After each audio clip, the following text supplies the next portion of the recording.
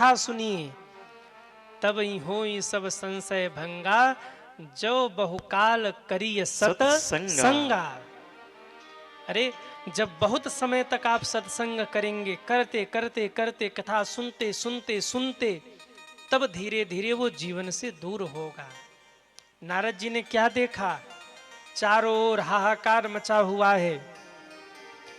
तीर्थों में जाकर के देखा तो कलयुग के लोगों ने तीर्थों में जाकर के तीर्थों की महिमा नष्ट कर दी। अब तीर्थों में पहली जैसी पवित्रता नहीं रही। तीर्थ तो पवित्र स्थान होते थे, पर लोगों ने जाकर के वहां भी तीर्थों को भ्रष्ट कर दिया, तीर्थों की महिमा को नष्ट कर दिया। लोगों का आचरण ही सही नहीं रहा। तीर्थों में दर्शन करने जाते थे और आजकल बहुत सारे लोग तीर्थों में घूमने के लिए जाते हैं, जिससे तीर्थों की महिमा नष्ट हो गई। न गंगा न गया काशी, न पुष्करम न प्रयागकम, हरिक्षेत्रे कुरुक्षेत्रे श्रीरंगे सेतु बंधने। दुनिया के हर तीर्थ में जाकर के दौड़ा, शांति को खोजा, लेकिन शांति मिली नहीं। हर जगह वही हाहाकार मचा हुआ है। और मेरे भाई बहन ध्यान देना, अभी तक तो ये केवल कलयुग का प्रारंभ है। ये जो हाहाकार मच रहा है ना, ये कलयुग का प्रारंभ है। नारद जी ने सोचा जरा मठों में चलकर देखूं क्या हो रहा। मठों में गए तो गुरु चेला भिड़ रहे। नारद जी बीड़ा उठा के भागे, नारायण नारायण, यहां भी लड़ाई। मंदिरों में जाकर देखूं, मंदिरों में पहुंचे तो मंदिरों में विवाद चल रहा। नारद जी बीड़ा उठा के भागे, नारायण नारायण, यहां पर भी विवाद। अच्छा चलो सन्यासियों के यहां जाके देखें, वहां की और विडंबना। नारद जी बीड़ा उठा के भागे, नारायण नारायण। अच्छा जरा एक काम करते हैं, गृहस्थियों के यहां चल करके देखे क्या चल रहा है। घूमते घामते नारद जी सफाई पहुंचे। क्या नाम है गांव का? सफाई ना? सही बोल रहा हूं मैं? वाह। प्राय यही मिस्टेक होता है, क्योंकि महीने में 3 कथा करते हैं, 3 जगह जाते हैं, 3 जगह के लोगों के अलग अलग नाम, गांव का शहर का अलग नाम, जहां रह रहे वहां का अलग नाम। अब नाम ही याद करते करते उझराए रहते उसी में। और कई बार मिस्टेक हो जाए तो लोग कहते गुरु जी हमारा नाम आपने गलत बोल दिया। अरे क्या करें गुरु जी, महीने में 3 कथा और 3 कथा में कम से कम 500 नाम, और एक को नाम गलत हो गया तो लोग कहते गुरु जी हमारा नाम गलत हो गया। तो सफाई मतलब हम सही हैं?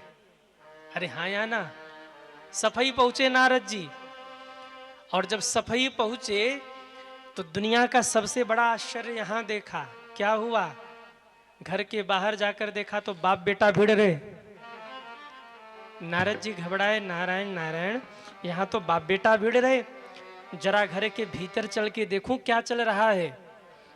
तो घर के बाहर तो फिर भी ठीक था, घर के भीतर पहुंचे तो वहां की अलग कहानी थी। सास बहू भिड़ रही।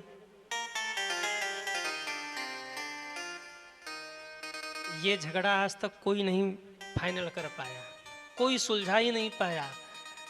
न इसका आदि है न अंत है। जब से सृष्टि बनी तब से शुरू है, और प्रलय तक ये बनी रहेगी। हाँ, घर के भीतर सास बहू भिड़ रही। नारद जी ने कहा नारायण नारायण, क्या कलयुग आ गया, सब भिड़ रहे आपस में। नारद जी वहां से भी भागे। जहां जहां नारद जी गए वहां वहां कलयुग का प्रभाव देखा। और कलयुग के यही सब लक्षण है सज्जनों। मेरे भाई बहन ध्यान देना, कलयुग का अंत कैसे होगा मैं आपको 2 मिनट जरा सुनाऊं, आप ध्यान से सुनिए। कलयुग बढ़ रहा है, कलयुग का अंत कैसे होगा? बोले कलयुग का अंत तब होगा जब अधर्म, झूठ, चोरी, अहंकार, लोभ, कलह, पाप, ये सब चरम सीमा पर पहुंच जाएंगे। अभी कलयुग का प्रारंभ है, और कलयुग में क्या क्या होगा सुनिए जरा आप। जब कलयुग अपना प्रभाव दिखाने लगेगा तो धीरे धीरे स्थिति ऐसी आ जाएगी कि एक व्यक्ति दूसरे को ही मार के खा जाएगा। शास्त्रों में लिखा है, अभी तक तो लोग केवल पशुओं को मार रहे, जीवों को मार रहे। एक दिन ऐसा आएगा एक दूसरे को मार करके लोग खा जाएंगे। कलयुग में ऐसा भी दिन आएगा। कलयुग में ये दिन देखने को पड़ेगा। कलयुग अपना प्रभाव डाल रहा, इसका आप दर्शन करिए कि कलयुग कहाँ कहाँ है, कैसे कैसे वो अपना प्रभाव डाल रहा है। जब कलयुग बढ़ने लगे तो लोगों के ऊपर हावी होता है और लोग एक दूसरे के धन को हड़पने लगते हैं। आज हो रहा है कि नहीं? एक दूसरे के धन को हड़पने लगते हैं। इस कलयुग में लोग एक दूसरे के धन को हड़पने वाले हो जाएंगे। और इतना ही नहीं, धन के लिए व्यक्ति अपने भाई तक को भी मार डालेगा। भाई को भी नहीं छोड़ेंगे धन के लिए। इस कलयुग में, ये कलयुग का प्रभाव है। आज भाई भाई दुश्मन बन जाते हैं केवल धन के लिए। धन के लिए भाई भाई को मार देगा। इतना ही नहीं, पत्नी पति को नहीं छोड़ेगी और पति पत्नी को नहीं छोड़ेगा। जब कलयुग बढ़ेगा तो धीरे धीरे हर घर में, हर गांव में, हर शहर में ऐसा देखने को मिलेगा कि पत्नी पति को नहीं छोड़ेगी और पति दोनों एक दूसरे के दुश्मन हो जाएंगे। थोड़े से लोभ के लिए, लालच के लिए एक दूसरे को मार देंगे। अभी एक घटना घटी थी ना, वो नीले ड्रम में काट के पैक कर दिया था। नीला ड्रम फेमस हुआ था और फिर वो शांत हुआ नहीं, तब तक एक और घटना घट गई। मेघालय में ले जाके फेंक दिया मार के। बताओ, कलयुग का प्रभाव है ये सब। पति पत्नी ही दोनों आपस में दुश्मन बन जाएंगे। आज रिश्ते क्यों नहीं चल रहे हैं? क्योंकि कलयुग का प्रभाव है। करोड़ रुपए लगा करके विवाह होते हैं और रिश्ते एक साल भी नहीं चलते सज्जनों। करोड़ों रुपए खर्च होते शादियों में, पर रिश्ते एक साल तक भी नहीं चलते, तलाक के नौबत आ जाते हैं। ये कलयुग का प्रभाव है। इस कलयुग में लोगों की आयु घट जाएगी और लोगों का कद घट जाएगा। आप देखिए, पहले लोग कितने लंबे लंबे होते थे और कितने लंबी आयु तक जीते थे। पहले लोगों का कद लंबा होता था, अब धीरे धीरे कद छोटा हो रहा है। आप प्रत्यक्ष देखिए, प्रत्यक्षम किम प्रमाणम। पहले लोग कितने लंबे लंबे होते थे, अब धीरे धीरे लोगों की स्थिति घट रही है, लोगों का कद घट रहा है। और धीरे धीरे इस कलयुग के अंत तक ऐसी स्थिति हो जाएगी, कलयुग की इस मनुष्य की ऊंचाई केवल इतनी रह जाएगी कि वो चने के पेड़ के नीचे खड़ा होकर के छाया लेगा। इतना छोटा हो जाएगा। और आयु कितनी बचेगी?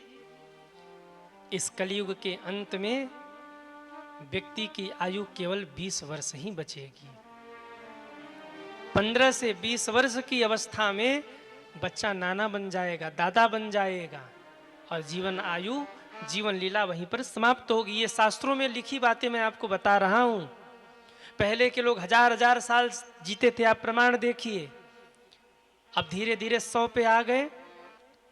आप इधर 5 साल 10 साल का लिस्ट उठा करके देखिए, 70 के पार कोई नहीं जा रहा। 60-70 जाते जाते निकल ले रहे हैं।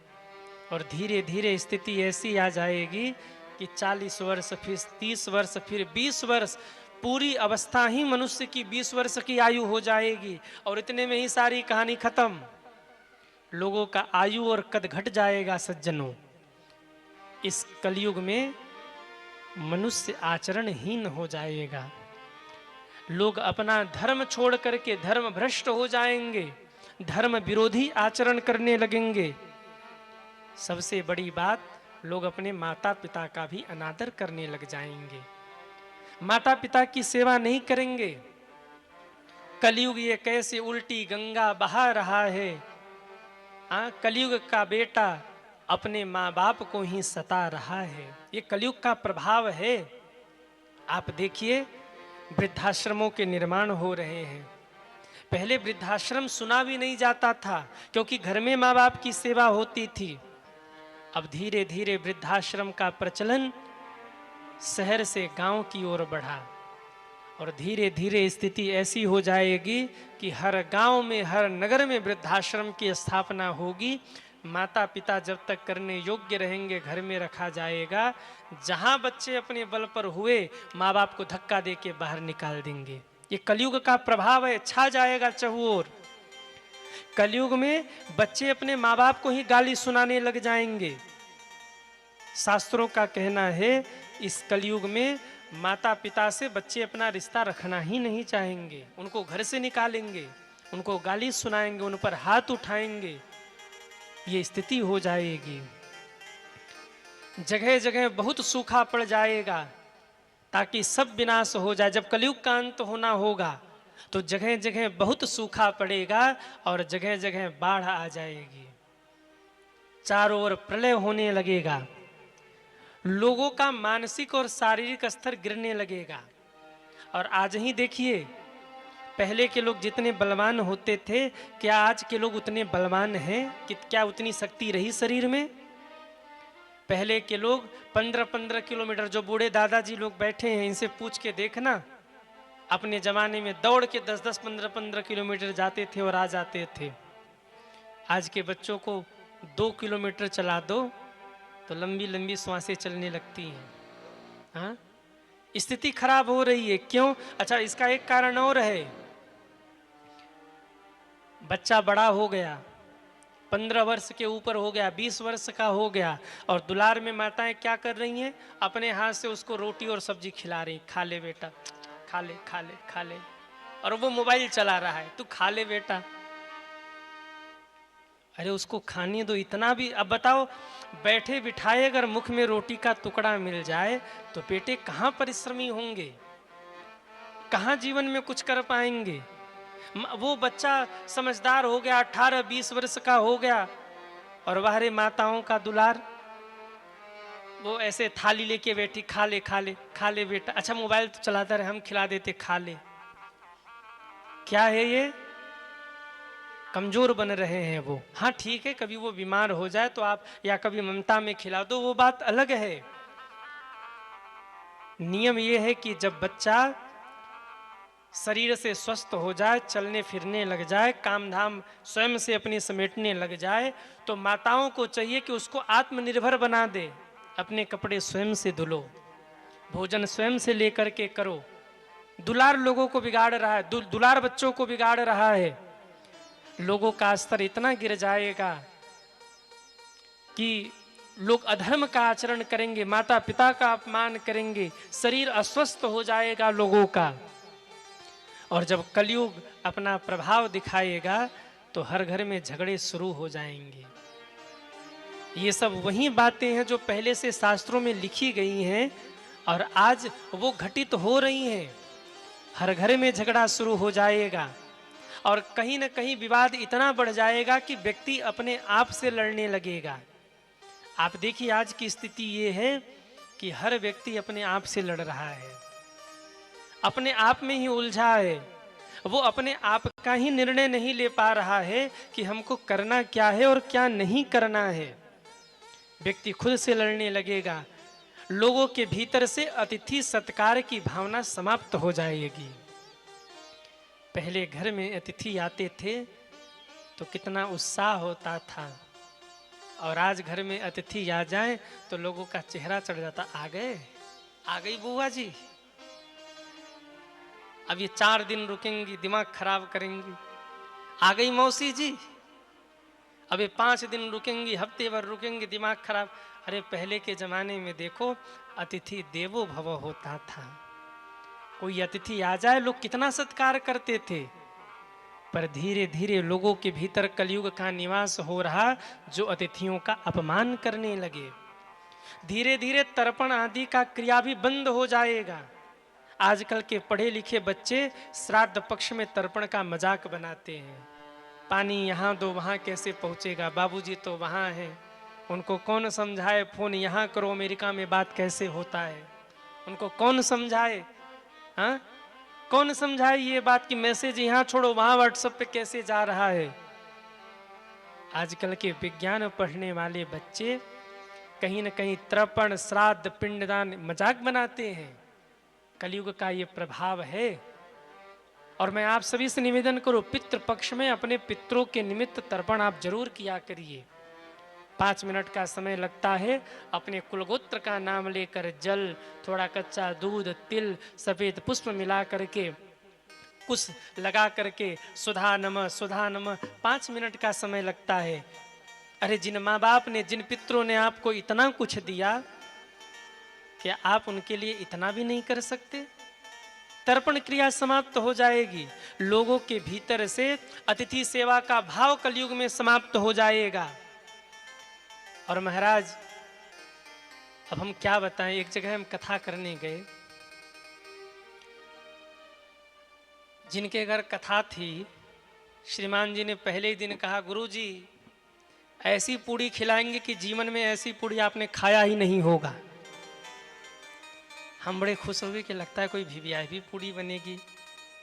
अब जब हम खाने बैठे तो सच में ऐसी पूड़ी खिलाया जैसा हमने खाया ही नहीं था, और आगे कभी खाएंगे भी नहीं। हाँ, आधी कच्ची और आधी तेल में लिपटी हुई, और 2 घंटे जब तक वो बैठे रहे, जब तक हम कैसे कैसे हमने आधी पूड़ी खाई, और तब तक वो वही कह रहे थे, गुरुजी ना ऐसी पूड़ी आपने खाई नहीं होगी, गजब का स्वाद है इसमें। हम कहते थे हाँ, गजब का स्वाद है। अतिथि सत्कार करिए। कलयुग में लोगों के भीतर से अतिथि सत्कार का भाव समाप्त हो जाएगा। स्त्री पुरुष मनमाना आचरण करने वाले हो जाएंगे, और हर व्यक्ति के भीतर क्रोध भर जाएगा। छोटे छोटे बच्चों को देखो, बचपन से ही कितना क्रोध भरा है, आप किसी को बोल नहीं सकते। ये सब कलयुग का प्रभाव है। लोग असत्य बोलने वाले हो जाएंगे। अच्छा, आप लोग बताओ कितने लोग सत्य बोलते हैं? वो हाथ उठाएं जो सत्य बोलते हैं। वाह, कई लोगों को पता है ना, वो इसलिए हाथ ही नहीं उठा रहे, बोले गुरुजी कहें को झूठ हाथ उठाएं। हाँ, कलयुग में और सत्य, अरे राम राम राम। धीरे धीरे लोगों का स्वभाव झूठ बोलने का हो जाएगा। पाखंड पर भरोसा करेंगे लोग, सत्य और धर्म उन्हें अच्छा नहीं लगेगा। जब कलयुग का अंत होने वाला होगा तो लिखा है कि तारों की चमचमाहट कम हो जाएगी, दिशाओं का ज्ञान लोगों को समाप्त हो जाएगा। और परिणाम आज दिख रहा है, प्रमाण आज दिख रहा है। आजकल के लोग भोजन लेते हैं और बेड पे बैठकर पूरब क्या, पश्चिम क्या, उत्तर क्या, दक्षिण क्या, टीवी चलाकर देख रहे हैं और जैसे तैसे भोजन कर रहे हैं। जबकि शास्त्र कहते हैं कभी भी बेड के ऊपर बैठ करके दक्षिण मुख होकर के भोजन नहीं करना चाहिए। पर आजकल लोग बेड पे बैठ गए, टीवी देख रहे, और भले ही दक्षिण मुख क्यों न हो, भोजन किए जा रहे, उनको दिशा का ज्ञान ही नहीं है। क्या है? कलयुग का प्रभाव है। धीरे धीरे ये कलयुग इतना फैल जाएगा, दिशाओं का ज्ञान समाप्त हो जाएगा। और एक बात और शास्त्रों में लिखी गई, पुत्र पिता से काम कराएगा, बहू सास से काम कराएगी। ऐसा कलयुग आ जाएगा कि हर पुत्र पिता को डांट करके उनसे काम करवाएगा और बहू सास को डांट कर काम करवाएगी। आप लोग हंस जरूर रहे हो, पर ये हकीकत बोल रहा हूं मैं। ये जो शास्त्रों में लिखी बात है वो आपको मैं बता रहा हूं। इतना ही नहीं, जब कलयुग का अंत होने वाला होगा तो भयंकर युद्ध होगा, और ऐसे ऐसे अस्त्र शस्त्र का प्रयोग होगा, लाखों लाखों लोग एक एक साथ में मारे जाएंगे। और आप देखो, हर देश ने परमाणु बम रख रखा है। अगर एक का भी दिमाग खिसक गया, एक ने भी छोड़ दिया ना, तो आप समझो क्या हो सकता है।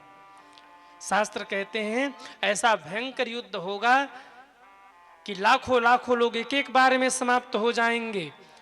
इतना अकाल पड़ जाएगा कि चोरों के घर में भी चोरी होने लगेगी, लुटेरे ही लूटे जाने लगेंगे। इतना अकाल पड़ जाएगा, भाई भाई को कुछ नहीं समझेगा, पिता पुत्र को कुछ नहीं समझेगा, पुत्र पिता को कुछ नहीं समझेगा, सब एक दूसरे को मारकर खाने में, लूटने में लग जाएंगे। कलयुग का प्रभाव जब इतना बढ़ जाएगा कि सब धर्म भ्रष्ट हो जाएंगे, केवल कुछ धर्मात्मा लोग बचे रह जाएंगे, तब धर्म की रक्षा के लिए भगवान कल के रूप में प्रकट होकर जगत का कल्याण करेंगे। बोलिए कल की भगवान की जय हो। संबलपुर नामक ग्राम में भगवान विष्णु का प्रागट्य होगा कल्कि के रूप में। विधर्मियों का नाश करके धर्म की स्थापना करेंगे। आप कहेंगे कि महाराज जी जब इतना पाप बढ़ जाएगा तो हम पाप से बचे कैसे, कलयुग से बचे कैसे? केवल एकमात्र सहारा है भगवान का नाम। आप भगवान का नाम लेकर के इस कलयुग के प्रभाव से बच सकते हैं, दूसरा कोई मार्ग नहीं बचेगा। भगवान का नाम लीजिए, भगवान की कथा सुनिए, संतों की वाणी सुनिए, तभी आप इस कलयुग के प्रभाव से बच पाएंगे, वरना इस कलयुग के प्रभाव से बच पाना बहुत मुश्किल है। अभी तो बच्चा है कलयुग, केवल 5,000 वर्ष का हुआ है कलयुग। कलयुग को आए बहुत दिन नहीं हुए, केवल 5,000 वर्ष अभी हुए हैं कलयुग को आए, और राजा परीक्षित को गए सज्जनों। सतयुग, द्वापर, त्रेता, कलयुग 4 युग हैं सज्जनों। और चारों युगों की उम्र कितनी है? सबसे पहले हम कलयुग से शुरू कर रहे हैं, जो सबसे छोटा भाई है युगों का। कलयुग की उम्र कितनी है? 4,32,000 वर्ष। ये कलयुग की उम्र है। 4,32,000 वर्ष में से -5,000 आप कर दो, अभी कितनी लंबी आयु बची है कलयुग की? द्वापर में चलिए, द्वापर की कितनी आयु है? कलयुग का दुगना कर दीजिए, 8,64,000 वर्ष द्वापर की आयु थी। उसके पहले त्रेता की आयु कलयुग का तिगुना कर दीजिए, 12,96,000 वर्ष ये त्रेता की आयु थी।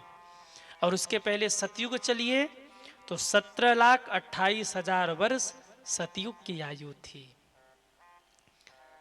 ये चारों युगों का क्रम बनाया गया, चारों युगों की आयु है। कलयुग की उम्र है 4,32,000 वर्ष, जिसमें केवल अभी 5,000 वर्ष बीते हैं। अभी कलयुग बढ़ेगा, युवा होगा। सोचो, बचपना में इतना तहलका मचा रखा है कलयुग ने, तो जब युवा होगा तो क्या हाल होगा? आप कहेंगे गुरुजी तो बचे कैसे? बचने का एकमात्र तरीका है कलयुग केवल नाम यथारा। कलयुग केवल नाम सुमेरी सुमेरी नरा उतर पारा। सुमेरी सुमेरी नर उतरहि पारा। सुमेरी सुमेरी नरा उतरहि पारा। सुमेरी सुमेरी नर उतरहि पारा। सुमेरी सुमेरी नर उतरहि पारा। इस कलयुग के प्रभाव से बचने का एकमात्र तरीका है भगवान का नाम। भगवान का नाम लीजिए, कथा सुनिए। सोचिए, अभी इतनी कथाएं हो रही हैं, लोग इतनी कथाओं को सुन रहे हैं, तब कलयुग ने इतना हाहाकार मचा रखा है। जिस दिन कथाएं बंद हो गईं, लोगों ने भगवान का नाम लेना बंद कर दिया, उस दिन कलयुग कितना तांडव करेगा। कितने लोग कलयुग को बुरा मानते हैं वो हाथ उठाएं। जो कलयुग को बुरा मानते हैं वो हाथ उठाइए। कलयुग बुरा नहीं है, कलयुग बहुत अच्छा है। सतयुग, द्वापर और त्रेता से तो बहुत अच्छा है। क्यों? सतयुग में लाख वर्ष तक तप करिए। सतयुग, द्वापर, त्रेता में लाख वर्ष तक योग, यज्ञ, समाधि, ध्यान, तपस्या करिए। जो फल मिलता था वो फल कलयुग में केवल एक बार भगवान का नाम लेने मात्र से प्राप्त हो जाता है। बोलिए सीताराम। अरे बोलो ना। देखो, थोड़े से आप लोग कथा में फ्री हो के बैठो। क्यों फ्री हो के बैठो? क्योंकि भैया आप थोड़े से अगर संकोच में बैठेंगे तो कथा में आनंद नहीं आने वाला। जैसे आप घर में एकदम फ्री होके रहते, अच्छा घर में ऐसे ही रहते हैं क्या? अरे बोलो ना। कई तो कथा में भी आ तो हब, अरे थोड़े से फ्री होके बैठो, प्रसन्न होके बैठो। कैमरामैन फोटो भी खींचता है तो कहता है स्माइल प्लीज। क्यों? फोटो अच्छी आएगी।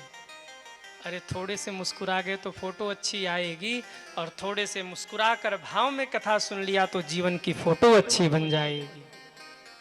इसलिए एकदम फ्री होके आप लोग बैठो, कोई संकोच नहीं, बिल्कुल आनंद से मस्ती में कथा। कथा में भी आके अगर मुंह चढ़ा के बैठे रह गए तो कथा सुनने का मतलब ही क्या है? दुनिया में तो टेंशन टेंशन टेंशन टेंशन। हाँ, रिटायर के पहले टेंशन, नौकरी कर रहे तब टेंशन, रिटायर हो गए मिल रहा पेंशन फिर भी टेंशन। दुनिया में तो टेंशन ही टेंशन है। भगवान की कथा में भी बैठ के यहाँ एक झुआ लेकर बैठे टेंशन, अरे राम राम ये करना है वो करना है वो करना है। भगवान कहेंगे भाग जा तू यहाँ से, इससे अच्छा यहाँ थोड़े से फ्री होके बैठिए। इतना टेंशन लेके मत बैठिए कि भैया कथा का आनंद ही न ले पाओ। बोले सीताराम, राधे श्याम, राधे राधे। अब इसका फल पूछो, क्या है फल महाराज? सुनिए, ये जो आपने एक बार बोल दिया ना सीताराम राधे श्याम, अगर भाव से आपने एक ही बार बोला हो तो ज्यादा कुछ नहीं करना, इसी नाम के सहारे बेड़ा पार हो जाएगा। भाव से कुभाव से जानबूझकर अनजाने में इस कलयुग में कैसे भी भगवान का नाम ले लिया तो भगवान कहते हैं उसकी मुक्ति निश्चित है।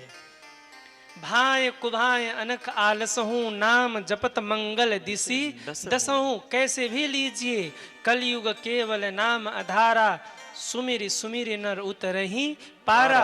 नाम संकीर्तनम यस्य सर्व पाप प्रणाशनम, प्रणामो दुख समनश्य तुम नमामि हरिम परम। एक बार राम नाम की इतनी कीमत है कि स्वयं भगवान कहते मैं इसे तारूंगा। क्यों? इसने मेरा नाम लिया है। तो कलयुग इतना अच्छा है, सोचिए द्वापर में, त्रेता में, सतयुग में 1000 वर्ष तक योग यज्ञ समाधि करने पर जो फल मिलता था, केवल वो फल एक बार सीताराम कहने से मिल जाता है, राधे श्याम कहने से मिल जाता है। अब बताइए कलयुग अच्छा है कि सतयुग द्वापर त्रेता अच्छा है? कहिए कौन सा युग अच्छा है? कलयुग ही अच्छा है। और कलयुग अच्छा नहीं भी रहा तो बुराई करके मिलेगा क्या? क्योंकि रहना तो इसी युग में है, रहना इसी युग में है, बुराई करके पाएंगे भी क्या? अगर कमरा टेढ़ा बन गया और उसी कमरे में आपको रहना, दूसरा कोई ऑप्शन ही नहीं है, तो बार बार ये कहने से कि टेढ़ा हो गया टेढ़ा हो गया, सीधा हो जाएगा? अरे जब वो टेढ़ा हो ही गया, कोई ऑप्शन है ही नहीं हम कि वो सीधा हो सके, तो जब कलयुग में जन्म मिल ही गया, कोई ऑप्शन है ही नहीं कि हम लोग चेंज कर सके। भाई दुकान तो है नहीं कि कलयुग को ले गए उधर से सतयुग को लेके आए कि भाई ये कलयुग रखो अपने पास, सतयुग दो हमें। कोई ऑप्शन होता तो कर लेते बुराई, कोई दिक्कत नहीं। जब रहना इसी कलयुग में है तो कहें को बुराई करना? अरे राम नाम बोलो, भवसागर से पार हो जाओ, केवल इतना ही तो करना है। सीता सीता सीता सीता राम गाइए, सीता सीता सीता सीता राम गाइए, राधे राधे राधे राधे श्याम गाइए, राधे राधे राधे राधे श्याम गाइए, राम गाइए, सीताराम गाइए, सीताराम गाइए, सीताराम गाइए, सीताराम राधे श्याम सीताराम गाइए, सीताराम राधे श्याम सीताराम गाइए, सीताराम राधे श्याम सीताराम गाइए, सीताराम राधे श्याम सीताराम गाइए, सीता सीता सीता सीता राधे सीता सीता सीता सीताराम गाइए, सीता सीता सीता सीताराम गाइए, सीता सीता सीता सीताराम गाइए, राधे श्याम गाइए, राधे श्याम गाइए, सीताराम गाइए। सीताराम गाइए।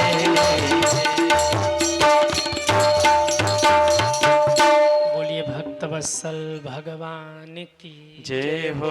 नारद जी ने चहु और देखा कलयुग का प्रभाव, जहां देखा वहीं कलयुग बैठा मार कुंडली, जाऊं तो मैं कहां जाऊं, अब हर घर में रावण बैठा, इतने राम कहां से लाऊं।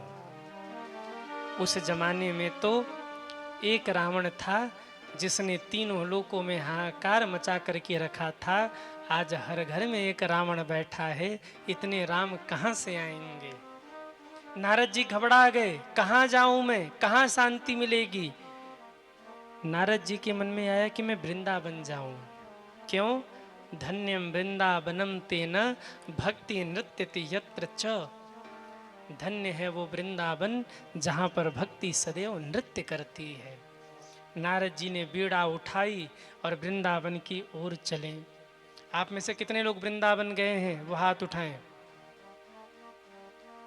कुछ लोग नहीं गए, बाकी बहुत लोग गए हैं। कितने लोगों को हमारे साथ चलना है, वो हाथ उठाएं। जिनको जिनको हमारे साथ चलना वो हाथ उठाओ। अच्छा, फ्री में ले चलेंगे, अब हाथ उठाओ जिनको चाहिए, पैसा नहीं लगेगा। अब देखो थोड़े थोड़े हाथ ऊपर हो रहे, बोले अब सही है। फ्री का काम महाराज ठीक है, पैसा वैसा ना लगे तो ठीक है, पर आपका फ्री में तो चलना है, पर एक एक टिकट तो लगेगा ही। आप कहोगे गुरुजी टिकट क्या, तो हाथ से ताली बजाओ, मुख से कहो यही टिकट है। चलना है वृंदावन, अरे हाँ या ना, बोले वृंदावन धाम की जय हो। आइए 2 मिनट वृंदावन घूम के आते हैं। तन को छोड़िए सफाई में और मन को ले चलिए वृंदावन। अरे वृंदावन धाम अपार, रटे जा राधे राधे। वृंदावन धाम अपार, रटे जा राधे राधे। वृंदावन धाम अपार, रटे जा राधे राधे।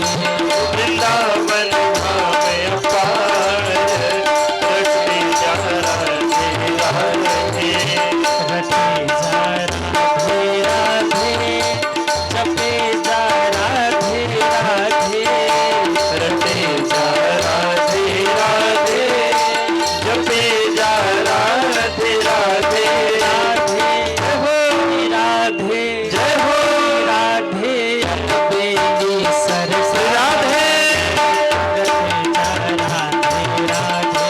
राधे अलबेली सरकार, रटे जा राधे राधे। उठाइए दोनों हाथों को और तालियां बजाते हुए हरि को जय हो।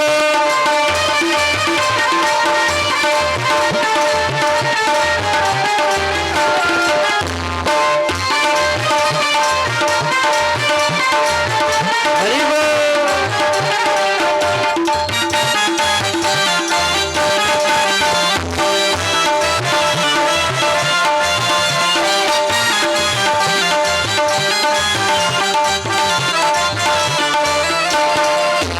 जो राधे राधे पावे, वो प्रेम पदार्थ पावे। जो राधे राधे पावे, वो प्रेम पदार्थ पावे। जो राधे राधे पावे, वो प्रेम पदार्थ पावे। जो राधे राधे गावे, वो प्रेम पदार्थ पावे। को है जाए, को है जाए, को है जाए बेड़ा पार।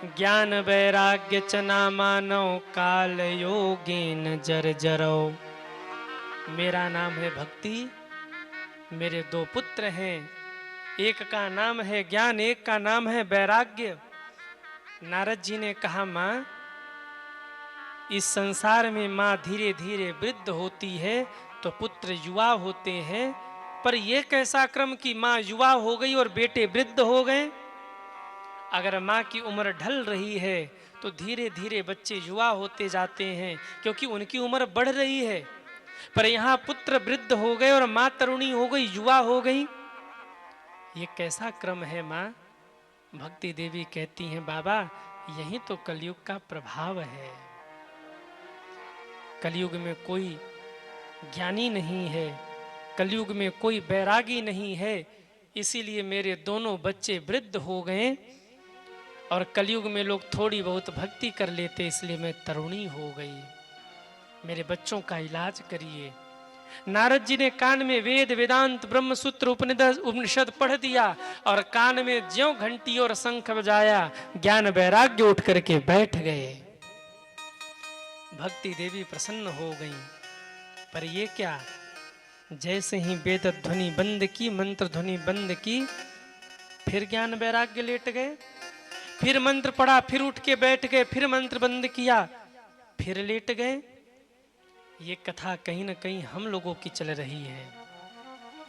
कथा सुनते हैं हम लोग, ज्ञान वैराग्य जागृत हो जाते हैं, पर जैसे ही चप्पल पहन करके घर गए, ज्ञान वैराग्य फिर सो जाते हैं।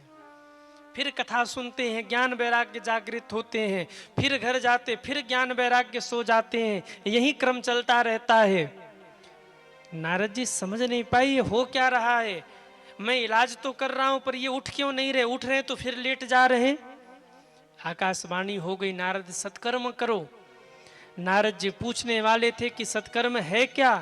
आकाशवाणी मौन हो गई। नारद जी पहुंच गए बद्री विशाल में और सोचने लगे, यहीं बद्री विशाल में बैठ करके तप करूंगा, और जब भगवान प्रसन्न होंगे तो भगवान से ही पूछूंगा कि सत्कर्म है क्या।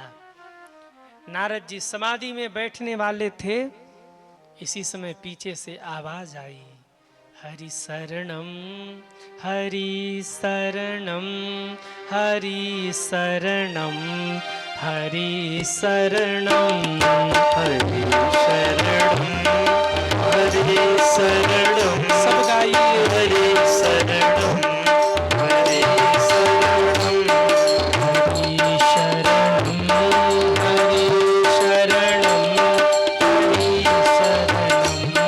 हरि शरणम हरि शरणम हरि शरणम हरि शरणम हरि शरणम। नारद जी ने पीछे मुड़कर देखा तो सनंदन सनातन सनत कुमार खड़े हैं। नारद जी जाकर चरणों में गिर पड़े, हरि शरणम हरि शरणम हरि शरणम हरि शरणम हरि शरणम हरि शरणम हरि शरणम हरि शरणम हरि शरणम